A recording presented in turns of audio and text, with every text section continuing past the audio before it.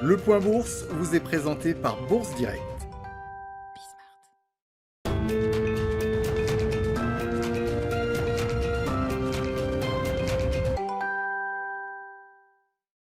Bonjour à tous, tendance à la baisse ce matin à la Bourse de Paris. Les investisseurs ont pris connaissance dans la nuit du projet de plan de relance proposé par Joe Biden. Celui-ci représente un montant de 1 900 milliards de dollars et comprendra un chèque de 1 400 dollars qui viendra se rajouter aux 600 dollars déjà votés en décembre pour les foyers américains.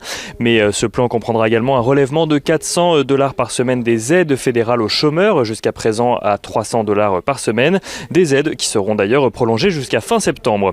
Le salaire minimum fédéral passera de son côté de 7,25 à 15 dollars de l'heure.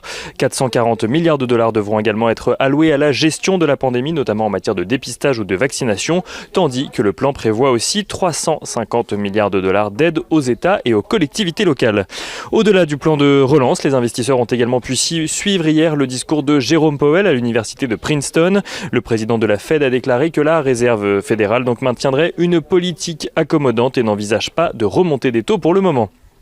Les investisseurs parisiens qui ont également en tête l'annonce d'un couvre-feu généralisé à 18h en France, faite par Jean Castex hier soir, mais aussi le fait que le Premier ministre ait mentionné l'idée d'un troisième confinement, éloignant un peu plus l'espoir d'une reprise économique durable. Du côté des valeurs, à présent à la Bourse de Paris, Bouygues Telecom présente un nouveau plan stratégique nommé Ambition 2026. Le groupe souhaite devenir à cette date le deuxième opérateur mobile de France et atteindre un chiffre d'affaires de 7 milliards d'euros.